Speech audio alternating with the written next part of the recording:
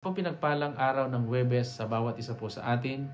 Sa atin pong book by book ngayon ay ating matatagpuan po sa 1 John chapter 1 verses 1 to 10 na ito po ay sulat ni Apostol Pablo na kung saan ipinapakita po niya kung paano ang atin pong pananampalataya ay totoo sapagkat ang ating pinananampalayatanan na wala pong iba kundi si Jesus ay buhay, totoo, makatotohanan at hindi lamang po ito kwento. At kung paano rin po tayong mamuhay sa liwanag na kung saan ito ay regalo ng ating Diyos na buhay. So sa araw po na ito, nais ko pong iwan ang 4 na puntos na ito na aking pong pinamagatang mamuhay sa kaliwanagan ng ating Diyos.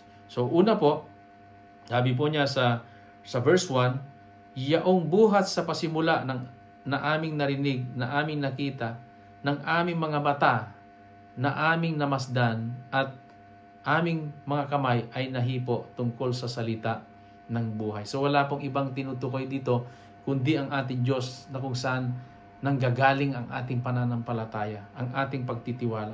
So si Jesus ay hindi lamang po kwento o gawa-gawa lamang kundi ito po ay makatotohanan at meron pong mga ebidensya na ang Diyos po natin ay buhay at totoo. So obvious naman sa life ng bawat isa po sa atin na ang Diyos natin na ating sinasamba at sinusunod sa buhay natin ay totoo at makapangyarihan sa lahat. At wala na pong ibang Diyos kundi siya lamang.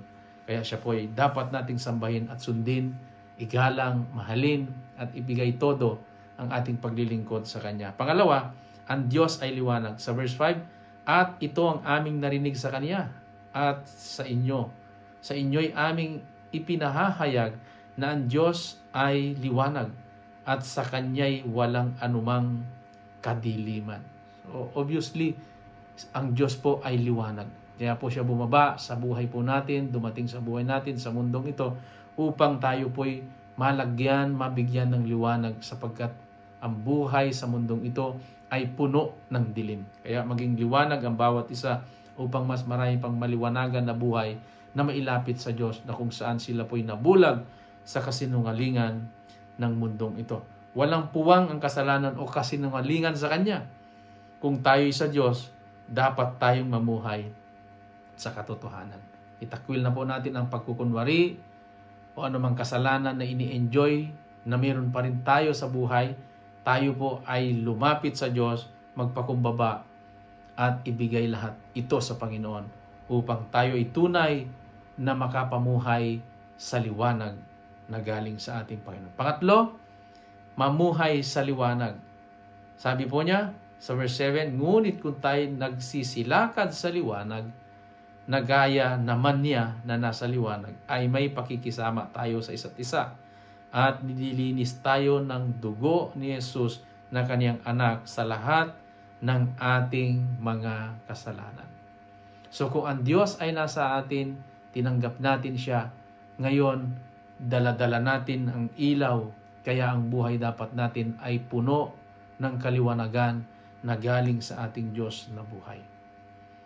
Ang pamumuhay sa liwanag ay may bunga, pakikisama at paglilinis. Hindi kahiyan ang ilapit ang sarili sa liwanag, kundi ito'y nagbibigay ng kagalingan, pag-asa at katagumpayan sa ating mga buhay.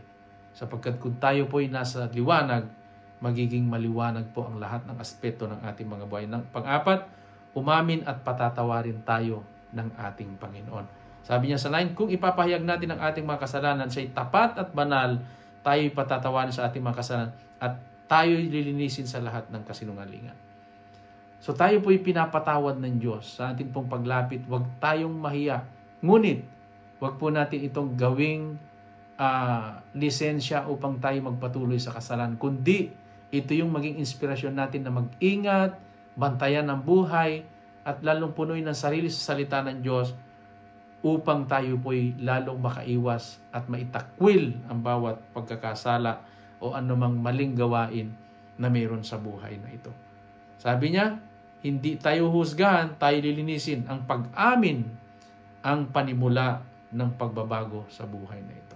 So ito po ang 4 at ito po'y binigyan ko ng conclusion sa verse 10, kung sinasabi nating tayo'y hindi nagkasala, ay ginagawa natin siyang sinungaling at ang kanyang salita ay wala sa atin. So umamin po tayo, mamuhay sa liwanag, ipakita natin ang ating pananampalataya ay totoo at hindi lamang gawa-gawa ang ating Diyos, kundi ang Diyos na meron sa atin ay buhay, tapat at katotohanan. Walang taguan sa liwanag.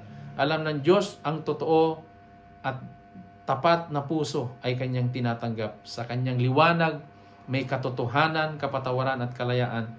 Kaya lumapit, umamin at mamuhay sa liwanag ni Kristo. So ito po ang salita ng Diyos na atin pong pagbubulay-bulayan sa araw na ito.